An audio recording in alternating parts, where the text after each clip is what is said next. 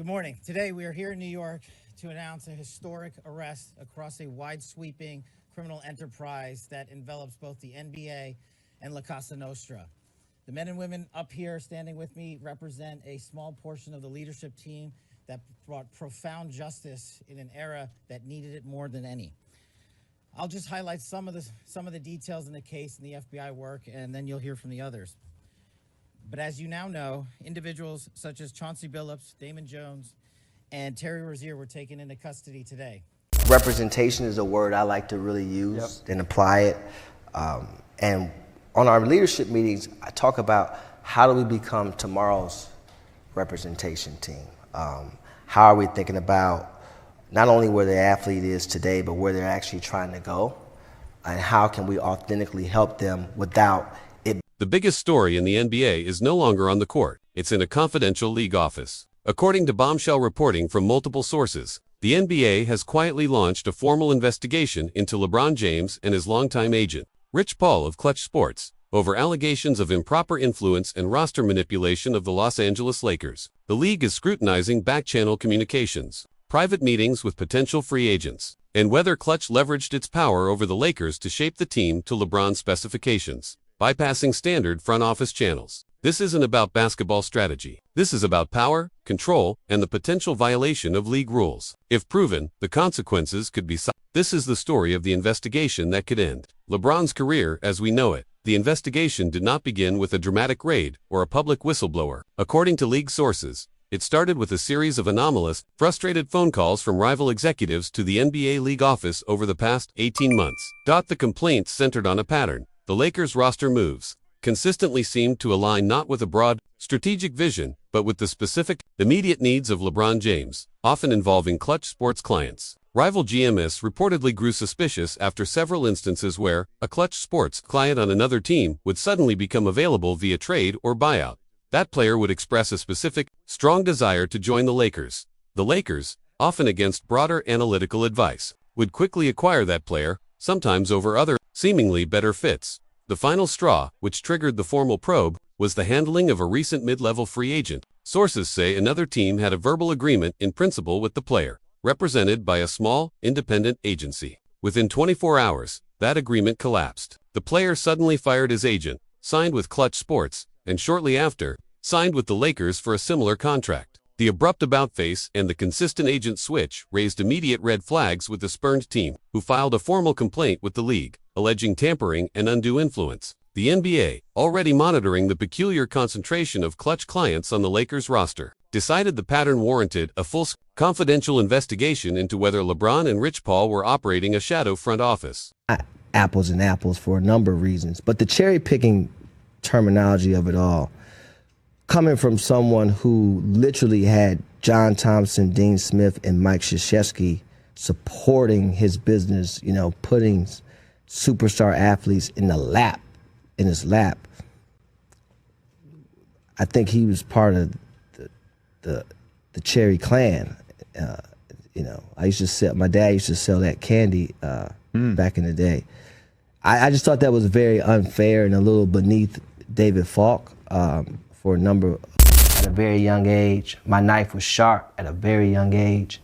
And so when they came to me with the idea of writing a book, the first thing I said was, it can't be a puff piece. I don't want to talk about, Klutch Sports Group. I don't want to talk about Rich Paul, the super agent that blew up and down, the CEO and all those accolades.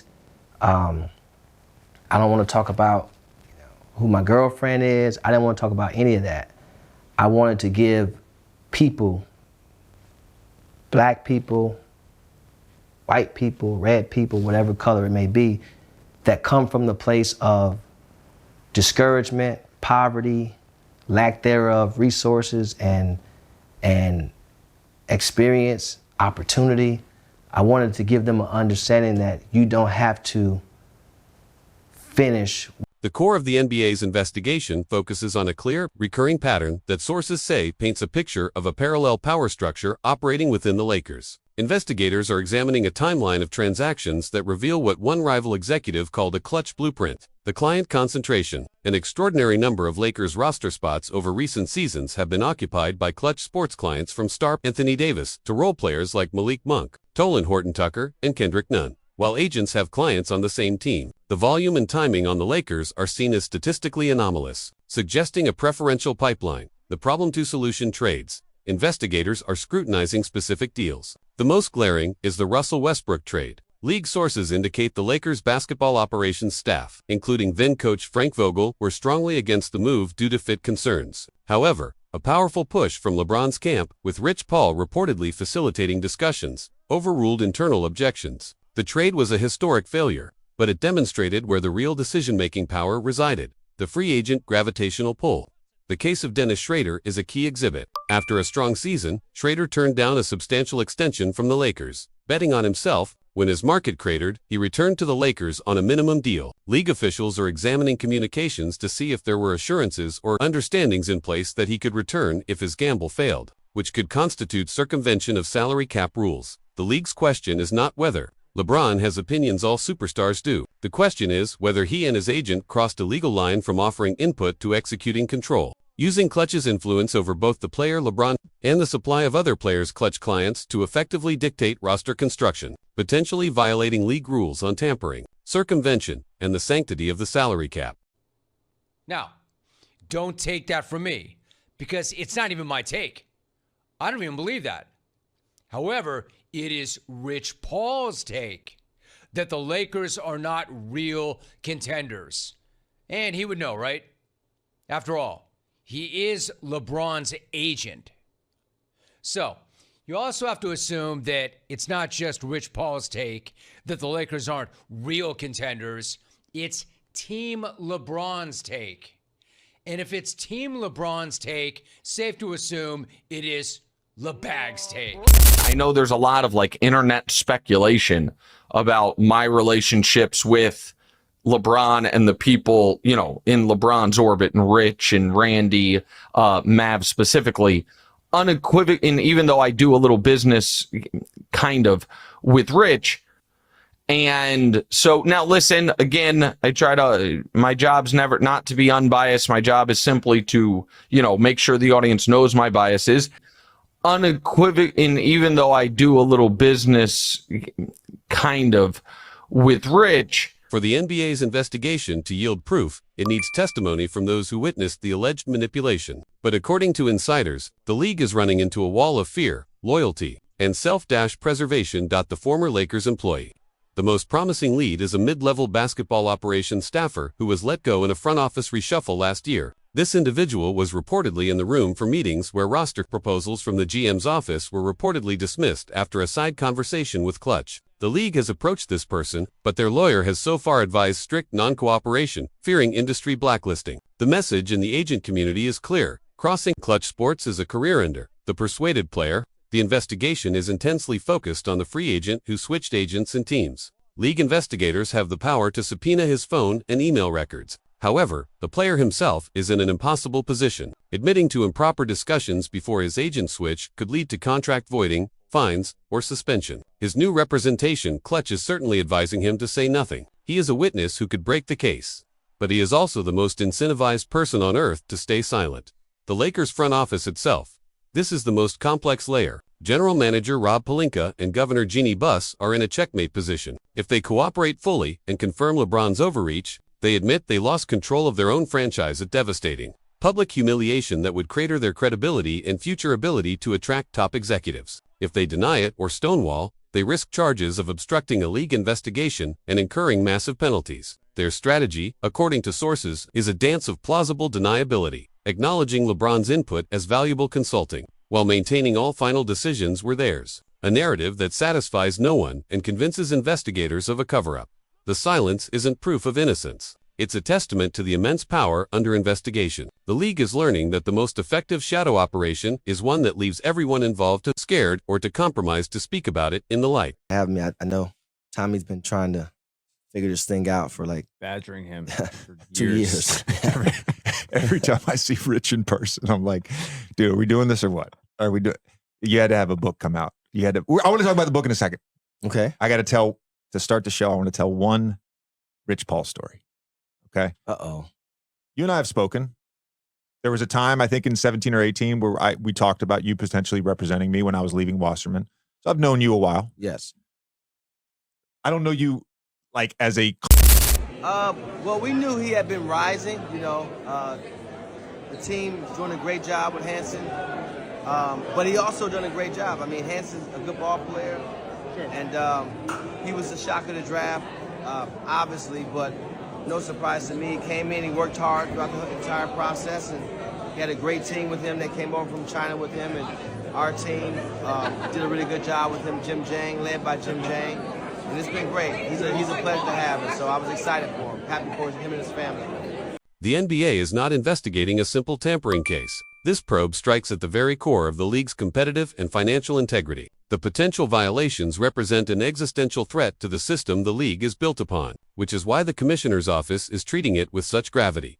The death of competitive balance. The NBA's entire ecosystem relies on the premise that all 30 front offices operate on a theoretically level playing field, bound by the same rules, the salary cap, tampering windows, draft order. If one team can be covertly co-opted by a superstars agency, it creates an insurmountable structural advantage. Why would a top 10 player not sign with Klutch if it meant a guaranteed back-channel path to joining LeBron on the Lakers? It would render the cap and free agency a sham, allowing super teams to form not through savvy management, but through corporate consolidation of power. The corruption of the agent role. An agent's fiduciary duty is to their individual client to get them the best deal and situation. But if that agent also represents the superstar who wants that player as a teammate, a blatant conflict of interest arises. Did Rich Paul advise a client to take less money to join the Lakers for that player's benefit, or for LeBron's benefit? If it's the latter, it's a catastrophic breach of trust that undermines the entire player representation industry. The LeBron rule. Precedent, the league fears creating a playbook. If LeBron and Klutch successfully pulled this off, what stops the next generation's top star and a powerful agency from doing the same? It would balkanize the league into agency fiefdoms where teams are merely hosting grounds for rosters assembled by the league office would lose all regulatory control. This investigation is not just about punishing past actions. It's about preventing a future they see as anarchy. For the NBA, this is about survival. They cannot allow the precedent that a player and his agency can become more powerful than the rules governing the teams. The penalties, if wrongdoing is found, must be cataclysmic enough to deter anyone from ever trying it again. Think massive fines, multi-year suspensions for LeBron and Paul, forfeiture of draft picks, and perhaps even the dreaded voiding of contracts. The league is playing for its soul. And that's false. You know, I think that, and I can say that because I'm there. Right. You know, and when you think about that and that narrative, people don't think about the impact that that has off the court, right? It hurts friendships, guys that play on teams because they feel like, hey, I may have been traded and it's because you wanted me out of here, right? And I know that is not to be true. There's something to be said when someone come to you and say, hey, what do you think about this? Is a bonus for him as well. You know, you think back a few years ago with Anthony Davis, you know, Rich Paul came out and told the Celtics, it doesn't behoove you to trade for him. Yeah. You know, kind of gift wrapping him for the Lakers.